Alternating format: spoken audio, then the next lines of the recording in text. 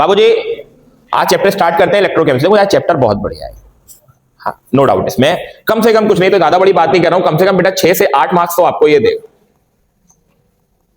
बहुत आराम से देगा। 6 से 8 मार्क्स तो ये बहुत आराम से देगा, आप पक्की बात है, ठीक है। और इलेक्ट्रोकेमिस्ट्री के अंदर आपको जो टॉपिक्स पढ़ने हैं, जो इंपॉर्टेंट टॉपिक्स हैं, बिल्कुल एकदम ऐसे टॉपिक जो आपको पढ़ के जाने ही जाना है, मतलब इन्हें आप छोड़ नहीं सकते। सबसे पहला वो है हमारे सेल्स, ठीक बेटा, ध्यान से। दूसरा मेरा बच्चा जो आ जाता है बहुत important, which is the Nernst equation. कौन सी इक्वेशन? एक न्यूमेरिकल तो पक्का आना है बेटा नर्स्ट इक्वेशन से। ये सिर्फ और सिर्फ बेटा न्यूमेरिकल सेशन के लिए होता है, ये सिर्फ न्यूमेरिकल के लिए इंपॉर्टेंट है। अगली बेटा आप अगर जो बात करते हो थर्ड वन, वो जो है हमारी, वो आ जाता है हमारे पास Gibbs free energy. Gibbs free energy बहुत इंपॉर्टेंट है बेटा, ये भी, इससे भी एक न्यूमेरिकल मिलना तय है। तीसरा, चौथा और लास्ट है बेटा इसका, सेकंड लास्ट है, वो आ जाता है हम लोग के पास सेल रिएक्शंस, है ना, सेल इक्वेशंस, जिसमें आपको अगर याद हो मोलर कंडक्टिविटी, रेजिस्टेंस, समझ रहे हो ना बात को, रेजिस्टिविटी, ये सारी चीजें, जिसमें हम लोग कोलराउश लॉ पढ़ते हैं बेटा। कौन सा लॉ पढ़ते हैं? कोलराउश लॉ, ठीक है, ये इंपॉर्टेंट है। और लास्ट बेटा बैटरी, लास्ट जो आ जाता है बेटा, पांचवा और last topic which is batteries. तो ये बच्चे हमारे पास इसमें इंपॉर्टेंट चीजें जो आपको पढ़ना ही पढ़ना है, हर हालत में पढ़ना है यहाँ पे, ठीक है बेटा। तो इसमें आज सबसे पहले हम लोग सेल्स की बात करते हैं और नस्ट इक्वेशन की बात करते हैं। आज ये दोनों तो हम लोग बहुत अच्छे से कवर कर लेंगे, क्योंकि सेल भी एक छोटी सी लाइन है, लेकिन पढ़ना काफी होता है उसके बारे में भी। कोशिश पूरी करूंगा कि इन शॉर्ट अच्छा ही समझाऊं, लेकिन फिर भी थोड़ा बहुत लंबा टॉपिक तो ये हो ही जाता है यार, ठीक है। तो आज सबसे पहले हम लोग बात करेंगे सेल्स की। पहले एक बेसिक आइडिया दे देते हैं, इलेक्ट्रोकेमिस्ट्री क्या होती है बेटा। एक ऐसी ब्रांच है जिसके अंदर आप इंटर कन्वर्जन पढ़ते हो, जिसके अंदर आप इंटर कन्वर्जन पढ़ते हो, किसका बेटा? इलेक्ट्रिकल एनर्जी का केमिकल एनर्जी में, और केमिकल एनर्जी का इलेक्ट्रिकल एनर्जी। जब भी आप इन एनर्जीज का इंटर कन्वर्जन पढ़ते हो जिस भी ब्रांच में बच्चों, उस ब्रांच को आप इलेक्ट्रोकेमिस्ट्री बोलते हो। ये इलेक्ट्रोकेमिस्ट्री का फंडा होता है। अब बेटा जरा हम बात करते हैं, इलेक्ट्रोकेमिस्ट्री हम पढ़ रहे हैं, लेकिन उससे पहले हमको एक चीज सीखनी होती है बेटा, उसको बोलते हैं हम redox reaction. Is very important बच्चा, रेडॉक्स रिएक्शन हम लोग को पता होना चाहिए, ठीक है। रेडॉक्स रिएक्शन को बच्चों हम लोग कंप्लीट सेल रिएक्शन भी बोलते हैं। This is also called a complete cell reaction. इसमें बेटा दो चीजें होती हैं, एक होता है रिडक्शन एंड बेटा सेकंड वन इज ऑक्सीडेशन। एक हो जाता है रिडक्शन और एक हो जाता है ऑक्सीडेशन, क्लियर। जनरली रिडक्शन आपको पता होना चाहिए, ज्यादा बेसिक बात नहीं करूंगा मैं इसमें, सीधे मुद्दे की बात पर आऊंगा, ठीक है। रिडक्शन जनरली बेटा आप देखोगे तो रिडक्शन के अंदर आप रिडक्शन देखोगे जनरली वहां जहां पे क्या हो रहा होगा, गेन ऑफ इलेक्ट्रॉन, ठीक है बच्चा, गेन ऑफ। एंड बच्चा ये वाला हमेशा होगा कहां पर? कैथोड पर। ये चीज आपको हमेशा याद रखना है, यहां पे इलेक्ट्रॉन गेन हो रहे होंगे और साथ ही साथ आपको ये देखने को मिलेगा कि ये कहां हो रहा होगा? कैथोड पर। दूसरी इंपॉर्टेंट बात बेटा इसमें, यहां पर लॉस ऑफ इलेक्ट्रॉन हो रहा होगा, क्या हो रहा होगा? और प्लस बेटा ये जो फंडा हो रहा होगा, ये हो रहा होगा मेरे बच्चे कहां पर? एनोड पर। दो टर्मिनल्स होते हैं, एक होता है ये और एक होता है ये। मान लो अगर यहां पे रिडक्शन हो रहा है, लेट सपोज यहां पे रिडक्शन हो रहा है, तो ये हमारा क्या कहलाएगा? कैथोड। मान लो मेरे बच्चे यहां पे ऑक्सीडेशन हो रहा है, तो ये हमारा कंपार्टमेंट क्या कहलाएगा बेटा? इसको आप लोग बोलोगे एनोड। आई होप सो बेटा क्लियर हुआ होगा। पॉजिटिव नेगेटिव से मत देखना आप कौन एनोड और कौन कैथोड, पॉजिटिव नेगेटिव से गलती कर आओगे भैया, ठीक है बच्चा। तो अब सबसे पहले हम लोग बात करते हैं बच्चे रेडॉक्स रिएक्शन कितने टाइप की होती हैं। तो बेसिकली बेटा 2 टाइप्स की रेडॉक्स रिएक्शन है। First one is spontaneous redox reaction. कौन सी बेटा? Spontaneous redox reaction. Spontaneous redox reaction बेटा वो रिएक्शन होती है, जैसे मान लो इसको एग्जांपल से समझो, हम दुकान पे गए और दुकान से एक सेल लेकर के आए, घड़ी वाला जो सेल होता है, और उस सेल को हमने अपने रिमोट में या टीवी के रिमोट में या कार में किसी में भी डाल दिया, है ना, सर्किट कंप्लीट हो गया, और तुमने देखा सर्किट कंप्लीट होने के बाद वो चीज चलने लग गई, तो तुमने कुछ करा उसमें? कुछ नहीं करा, वो रिएक्शन अपने आप हो गई ना। ऐसी रिएक्शन को आप कौन सी रिएक्शन बोलते हो? समझ गया ना, जो रिएक्शन अपने आप हो जाए, ऐसी रिएक्शन। ऐसी रिएक्शन जो खुद ब खुद हो जाए, अपने आप होने वाली रिएक्शन, जिसमें आपकी जो गिब्ड फ्री एनर्जी हो वो मेरे बच्चे कैसी हो जाए? लेस देन हो जाए, किससे? मतलब कि नेगेटिव में। ऑब्वियस बात है, सेल अपनी एनर्जी लॉस कर रहा है, सेल अपनी एनर्जी लॉस कर रहा है। जब सेल अपनी एनर्जी लॉस कर रहा है तो ऑब्वियस बात है उसकी गिब्ड फ्री एनर्जी हल्के हल्के काय में हो जाती जाएगी। जरा बताओ, ये होता है। ऐसे को हम लोग कौन सी रिएक्शन बोलते हैं? दूसरी बेटा रिएक्शन होती है, समझ ही गए होगे, नॉन स्पॉन्टेनियस रिएक्शन। अब भाई नॉन स्पॉन्टेनियस रिएक्शन क्या मसला है? जो खुद ब खुद ना हो। जैसे मान लो इसको एक एग्जांपल देके समझाते हैं, पानी गर्म करना है हम लोगों को। अबे पानी गर्म तो कर दिया, पानी की रॉड डाल दी, इलेक्ट्रिसिटी में लगाया ही नहीं, तो पानी अपने आप गर्म हो जाएगा? नहीं होगा ना। पहले आप उसको इलेक्ट्रिकल एनर्जी दोगे, तब वो आयंस टूटेंगे, तब वो हीट में डेवलप होंगे। आप समझे बात को? तो पहले एनर्जी दी, तब वो रिएक्शन हुई। ऐसी रिएक्शन को आप कौन सी रिएक्शन बोलोगे? जरा बताओ। Non spontaneous reaction. यहां पे डेल्टा जी जो होती है वो बढ़ने लगती है, ये आपको काय में देखने को मिलती है, जरा बताओ, पॉजिटिव में। तो दीज रिएक्शंस आर कॉल्ड बच्चे non spontaneous and spontaneous. Very important बच्चा, समझ गया बेटा बात को? क्लियर हो गई? तो ये जो हम लोग सेल पढ़ेंगे, सेल, इनमें इनका काम है बेटा, इसलिए मैंने फर्जी नहीं पढ़ाया तुम लोगों को। इन दोनों सेल में अभी पढ़ने जा रहे हैं, इसमें इन दोनों का काम है बेटा। तो देखो नेक्स्ट हेडिंग डालते हैं बच्चा हम लोग, सेल। इन सेल को हम दूसरी भाषा में बोलते हैं बेटा इलेक्ट्रोकेमिकल सेल्स। ये क्या होते हैं? These are the devices which is used to exchanges of gases नहीं, एक्सचेंजेस ऑफ एनर्जीज, जिसकी सहायता से हम लोग एनर्जी को क्या कर पाते हैं बेटा? एक्सचेंज कर पाते हैं। समझे ना? पहला कौन सा हो जाता है? वेरी इंपॉर्टेंट बच्चा, बताओ बताओ बताओ, गैल्वेनिक सेल। कौन सा सेल? Yes, galvanic cell. दूसरा हो जाता है हमारा इलेक्ट्रोलाइटिक सेल।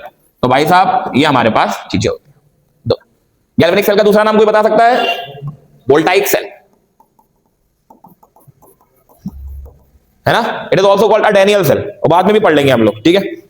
तो ये हो गया, क्लियर है भैया? या कोई दिक्कत इसमें? तो पहले हम लोग बात करते हैं गैल्वेनिक सेल की। भाई कि गैल्वेनिक सेल क्या होता है, कैसे काम करता है, देखो जरा। हेडिंग बनाते हैं गैल्वेनिक सेल।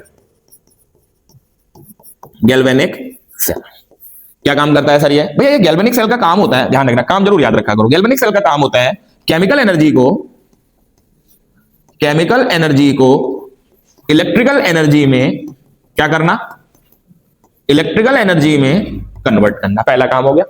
इसके अंदर बेटा होने वाली रिएक्शन कौन सी होती है? Spontaneous reaction. कौन सी रिएक्शन होती है? Spontaneous reaction. इसके अंदर होने वाली रिएक्शन, अगर ये स्पॉन्टेनियस रिएक्शन कर रहा है तो ऑब्वियस बात है मेरे बच्चे, इसकी गिव्स फ्री एनर्जी कैसी रहेगी? लेस देन, जो कि हमको कैसी देखने को मिलेगी?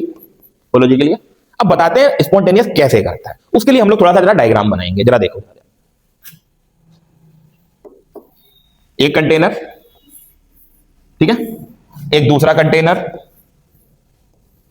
एक कंटेनर में मेरे बच्चे हमने एक्वस CuSO4 भर लिया। कौन भर लिया? This is the aqueous copper sulphate solution. एक में बच्चा हमने जिंक सल्फेट भर लिया, इसको बोलेंगे एक्वस ZnSO4। बोलो जी क्लियर? ZnSO4 के सॉल्यूशन में हम लोग ने Zn का इलेक्ट्रोड डाल दिया, this is made up of Zn। Copper sulphate के सॉल्यूशन में कॉपर का ही हमने क्या डाल दिया? इलेक्ट्रोड। बोलो जी क्लियर हो गई? पक्का? और इसको एक तार से हमने क्या करा? जोड़ दिया, और बीच में लगा दिया गैल्वेनोमीटर। कहना सर गैल्वेनोमीटर क्यों लगाया? या लॉजिक समझो, हमको केमिकल एनर्जी, ये केमिकल है ना, काय में लेके जाना है, तो इलेक्ट्रिकल एनर्जी क्या उंगली डाल के देखोगे? अबे डिटेक्ट कौन करेगा उसको? उसको डिटेक्ट करेगा गैल्वेनोमीटर। ये बताएगा आपको कि हाँ इसमें डिफ्लेक्शन आ रहा है, इसका मतलब यहाँ पे करंट है। उंगली डाल के थोड़ी देखने लग जाओगे यार, और नेक्स्ट एक्सपेरिमेंट चाट के देखोगे, तो ऑब्वियस बात है यार। तो इसको हम लोग क्या बोलते हैं? गैल्वेनो। पहले बताओ बच्चे, क्लियर हो गई? अब तुम लोग खुद सोचो, Zn और कॉपर की रिएक्टिविटी में डिफरेंस होता है ना? होता है कि नहीं होता है? भाई Zn की रिएक्टिविटी ज्यादा और कॉपर की रिएक्टिविटी कम होती है। तो ऑब्वियस बात है, कौन अपनी तरफ से इलेक्ट्रॉन देना शुरू करेगा? ये है ना, ये इलेक्ट्रॉन देना चालू करेगा, और इलेक्ट्रॉन देकर के किस तरफ देना स्टार्ट कर देगा? तो ये देखो इधर से कौन आने लग गए, तो यहां पे भर गए कौन? बोलो क्लियर? और यहां से इलेक्ट्रॉन क्या हो रहे हैं? लॉस। ये इलेक्ट्रॉन लॉस कर रहा है और ये इलेक्ट्रॉन गेन कर रहा है। तो जो इलेक्ट्रॉन गेन कर रहा है वो क्या होगा? रिडक्शन। Very good. यहां पे क्या हो रहा है जरा बताओ? नहीं समझे अभी आप बात को? क्लियर? और जो इलेक्ट्रॉन यहां से लॉस कर रहा है वो क्या कर रहा होगा अपना? बेटा क्लियर है ये चीज? पक्का? अब यहां से अगर इस तरफ इलेक्ट्रॉन मूव कर रहे हैं तो इससे उल्टे डायरेक्शन की तरफ कौन जाएगा? करंट। बोलो ऐसा है या नहीं? हो गया, फ्लो मिल गया मेरे को करंट का। क्लियर है? पक्का? देखो है स्टेबल से मतलब थोड़ी होता है एक्वस मीडियम में चाचा। ZnSO4 एक्वस मींस Zn काय में जाएगा और SO4 आप समझ गए होगे। अगर ये लेता मैं खाली ZnSO4 तो कंडक्ट नहीं होता, इसलिए मैंने एक्वस लिया। एक्वस का मतलब एक्सेस ऑफ वाटर, वहां पे पानी है, पानी में ZnSO4 है। नहीं समझे अभी आप बात को? समझ गए? ये वही वाली बात हो गई। इसको बड़ी आसान भाषा में समझना, जैसे तुमने नमक को लिया और नमक में 2 तार लगाया, कद्दू बल्ब नहीं जलेगा, है ना? जबकि बल्ब NaCl सॉल्ट है। लेकिन अगर आप उसमें 4 बूंद पानी की डाल दो और उसे मिक्स कर दो, उसको बोलते हैं मोल्टन स्टेट। तुरंत भाई साहब कंडक्ट कर जाएगी इलेक्ट्रिसिटी। ऐसा क्यों? क्योंकि वो हो गया एक्वस NaCl। आप समझे आप बात को? अब ये नहीं समझे आप लोग, समझ गए? तभी तो हमने वहां पे एक्वस लिया, आप समझ गए होगे आप बात, क्लियर? एक्वस लिया तो डिफरेंट रिएक्टिविटी की वजह से, दोनों की रिएक्टिविटी डिफरेंस की वजह से आपने देखा कि यहां से कौन मूव करने लग गए, इलेक्ट्रॉन। और जब किसी तार में चार्ज का फ्लो होता है तो कौन बनता है, तो यहां पे डिफ्लेक्शन आने लग गया। अब भी नहीं समझे आप लोग, समझ गए पक्का? तो इस तरीके से ये फंडा होता है, ठीक है? तो किसने ऑक्सीडेशन किसने रिडक्शन करा, ऑब्वियस बात है वहां क्या हो रहा है, ऑक्सीडेशन। तो ये वाला कंपार्टमेंट कैसा आया और ये वाला कंपार्टमेंट कैसा हो गया, क्लियर है ना? एक बार चेक कर लेना, ये आप उल्टा तो नहीं हुआ है, चेक कर लो एक बार, कॉपी में है ना? हाँ बेटा ठीक है, क्लियर है ना बेटा? कुछ देख लेना एक बार, ठीक है? कभी कभी ये हो जाता है। तो बच्चा जहां रिडक्शन वहां क्या होता है, तो कॉपर 2 इलेक्ट्रॉनों को क्या कर रहा है और खुद को काय में डिपोजिट कर रहा है। Zn अपने पास से कितने इलेक्ट्रॉन निकाल रहा है, तो 2 अपने आप को क्या कर रहा है, तो ये क्या हुआ और ये क्या हो गया। आई होप बेटा क्लियर हुआ होगा, है ना? दोनों को अगर जोड़ा तो 2 इलेक्ट्रॉन थे, 2 इलेक्ट्रॉन, तो एक क्या हुआ Zn सॉलिड और प्लस Cu2 प्लस काय में आ गया एक्वस में, एरो Zn2 प्लस काय में एक्वस में, सॉलिड में कौन मिला, इसको हम लोग कौन सी रिएक्शन बोलेंगे, रेडॉक्स।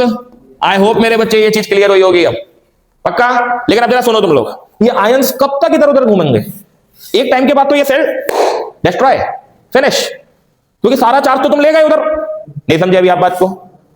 तो इसकी न्यूट्रलिटी को मेंटेन करना है भाई, इस सेल को हमें लाइफ लॉन्ग करना है, मीन इसकी लाइफ को बढ़ाना है, तो इसमें लग जाता है सॉल्ट ब्रिज। कौन सा ब्रिज लग जाता है, तो यहां पे हम एक क्या लगा देते हैं, दिस इज कौन सा ब्रिज, ये हो जाते हैं हमारे पास कॉटन प्लग्स। कैसे प्लग्स, इसको बोलते हैं कौन सा ब्रिज, सॉल्ट ब्रिज। बोलने का कारण यह है क्योंकि इसके अंदर सॉल्ट भरा होता है, क्या भरा होता है, और इसके अंदर एक पेस्टिंग लगा दी जाती है, अगर पेस्ट, ठीक है? क्या काम करता है जरा जानते तो ना, अगर पेस्ट आयंस की मोबिलिटी को कंट्रोल करता है। मोबिलिटी मींस चार्ज बहुत तेजी से फ्लो होता है, चार्ज बहुत तेजी से मूव करता है, तो उसकी मोबिलिटी को कंट्रोल करने के लिए अगर पेस्टिंग कर दी जाती है इसके अंदर।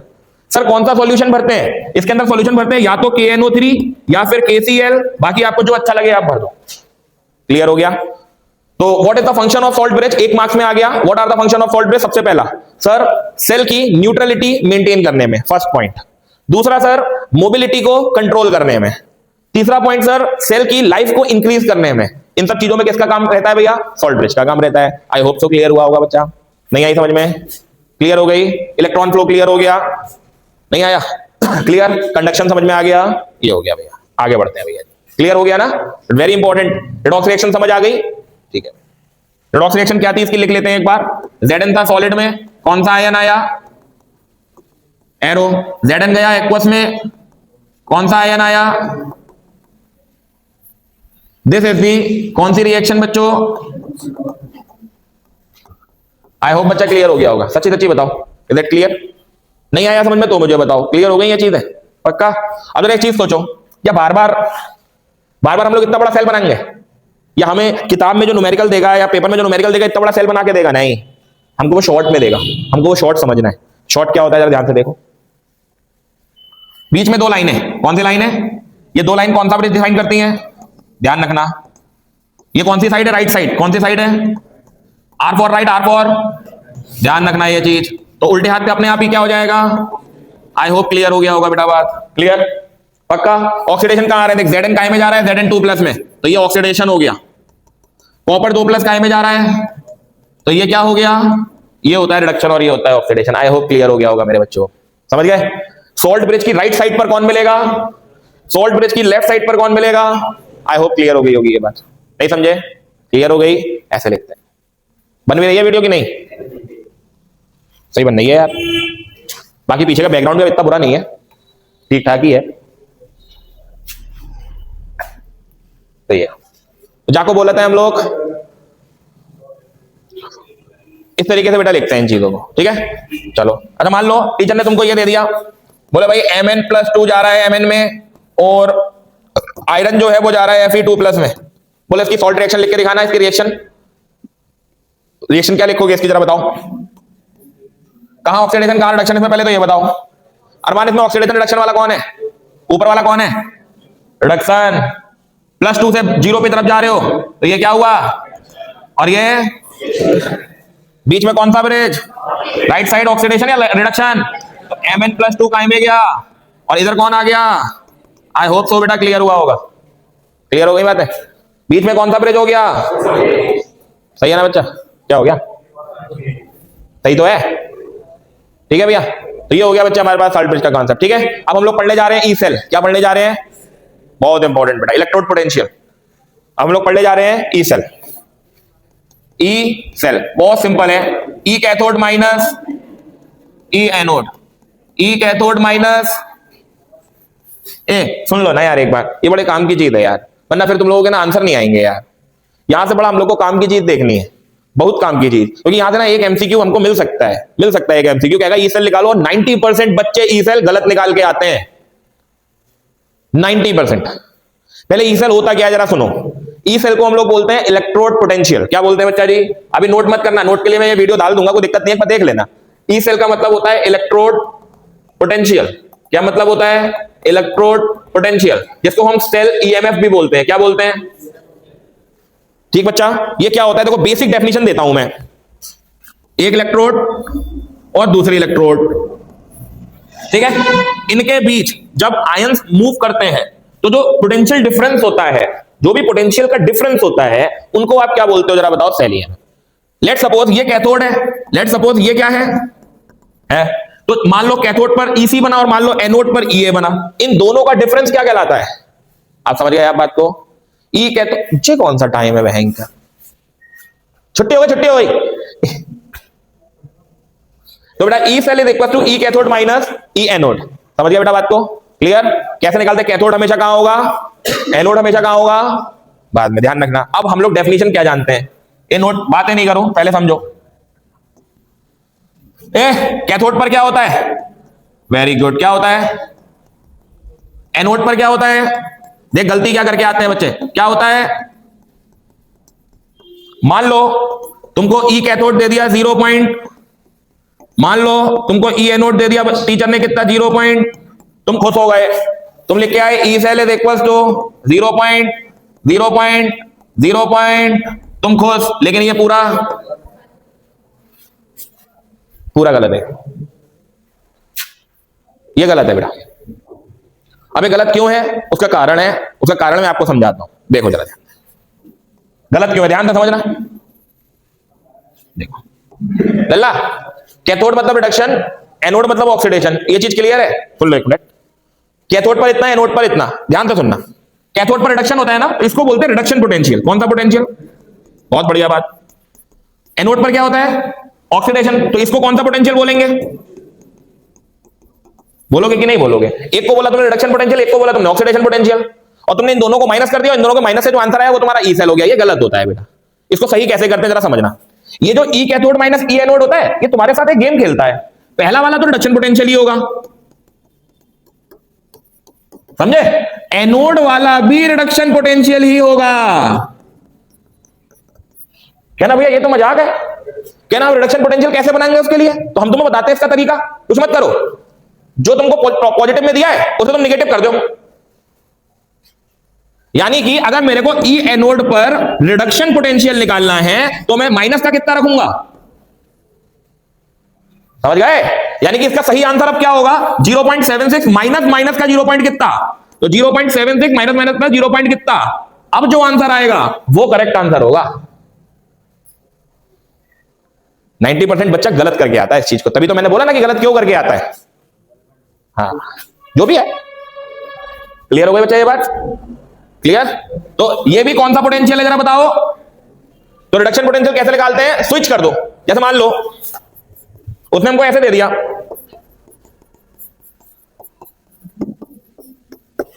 भाई तुमने पहचान लिया यार Cu2 प्लस Cu में जा रहा है, तो रिडक्शन ही हो रहा है, पक्की बात है, क्योंकि Cu2 प्लस से Cu में जा रहे हो तो ये तो रिडक्शन पोटेंशियल हुआ। अब इसे तो चेंज करने की मुझे जरूरत है नहीं, क्योंकि ऑलरेडी रिडक्शन पोटेंशियल हुआ। लेकिन तुम्हारे टीचर ने मजे खेल दिए,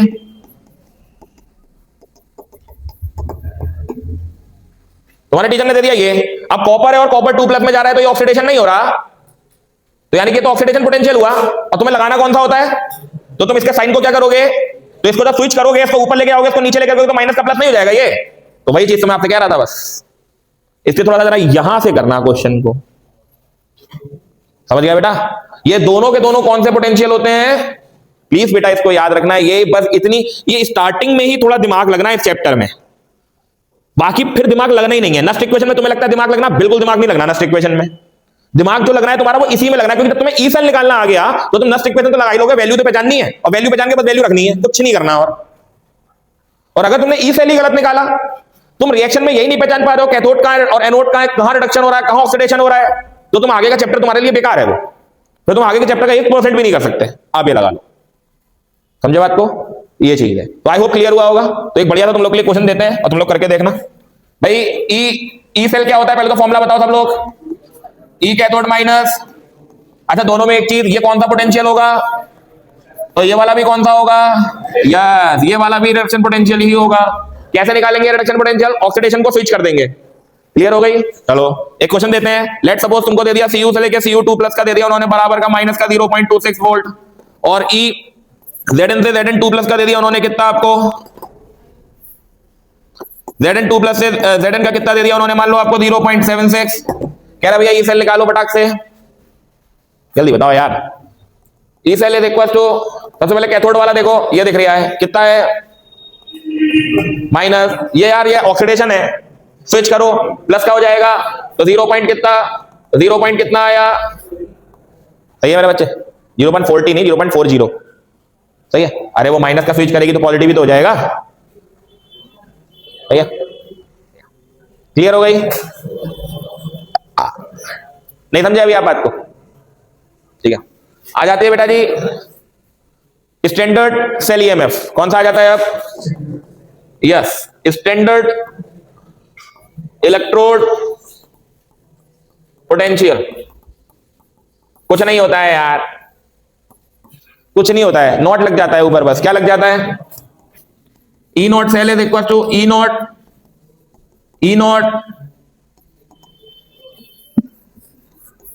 बस इतनी सी चीज होती है, समझे?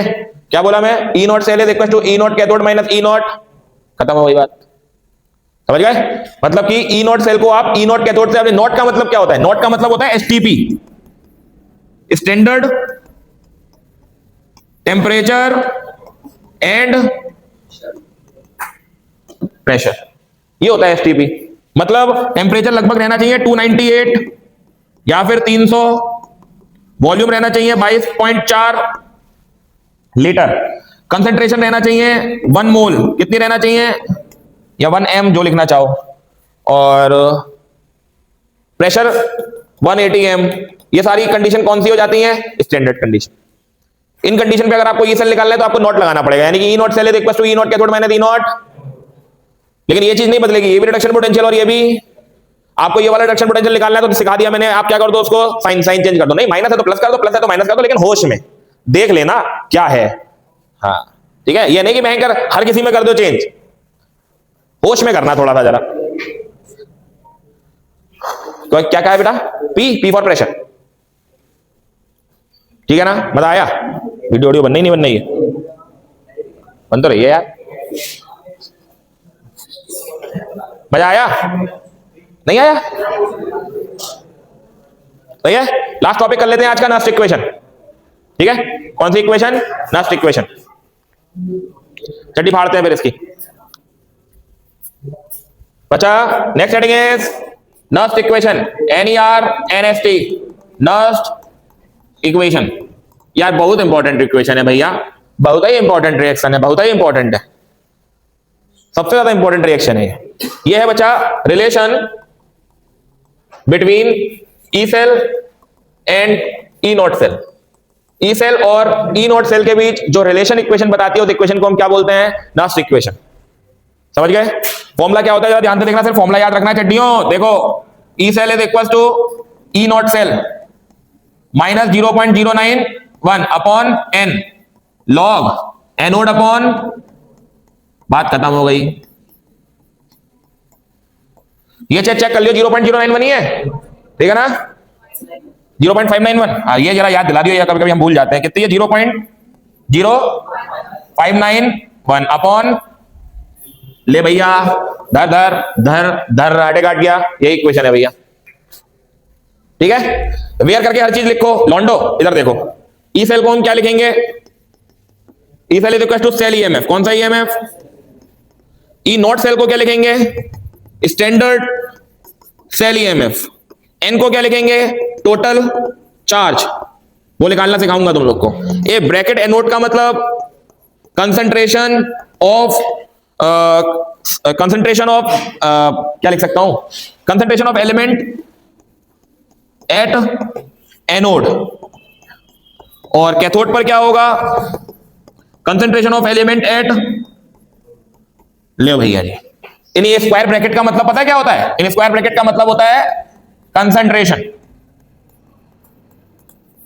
ये भैया हमारी नस्ट इक्वेशन। भैया कौन सी equation? Nernst equation. This is the Nernst equation. देखो हम एक बात बताएं, हमें रिवीजन कराने में अभी भी समय नहीं लगेगा। समझे बात को? बात ये होती है कि आप कितना डाइजेस्ट कर सकते हो, है ना। मैं अपनी बात नहीं कर रहा हूं, किसी भी टीचर को ज्यादा रिवीजन कराने में अभी समय नहीं लगेगा, आपको करा देगा टीचर रिवीजन। मेन होती है कि आप कितना उसको एडजस्ट कर पा रहे हो। अब जैसे आज मैंने ये टॉपिक्स कराया, अगर घर पे जाके आप इसको पढ़ोगे तब कल आपको अगला समझ में आएगा। अब आप सोचो आप कॉपी बंद करके रख दो साइड में, तो भाई नहीं हो सकता कुछ भी। इस तरीके से दिनचर्या चलती है। थोड़ा सा घर पे जाके इसको थोड़ा फोकस करना पड़ेगा। जैसे मैंने आज नस्ट इक्वेशन तक कराया, तो तुम नस्ट इक्वेशन तक सीखो, तभी हम इसका अगला टॉपिक कल गिब्स फ्री एनर्जी करेंगे। तब हम वहां से फिर सेल के फॉर्मूले निकालेंगे, फिर उसके बाद बैटरी करेंगे। कल वाला टॉपिक ऐसा होगा, कल मैं इसको समाप्ति कर दूंगा चैप्टर को पूरा तुम्हारा, तो पता भी नहीं लगेगा। आप ये लगा लो। लेकिन उसके लिए बाबू थोड़ा पढ़ना पड़ेगा घर पे जाके। खाली अकेले टीचर भी तो कुछ नहीं कर सकता ना यार। ये चीज होती है। डेली तुमको यही चीज समझाता हूं मैं, डेली यही बात बोलता हूं, जितना कराऊं घर जाके एक बार तो पढ़ लो, कम से कम एक बार। अभी फोर ब्रेन में चीजें लेकर के जा रहे हो, कम से कम हाइंड ब्रेन में उतार दो लो थोड़ी सी। ये होता है। अब घर जाके अभी जाओ कॉपी बंद करके रख दो, यार ऐसे काम नहीं चलेगा भैया, चाहे कैसे भी पढ़ लो आप, पॉसिबल ही नहीं है।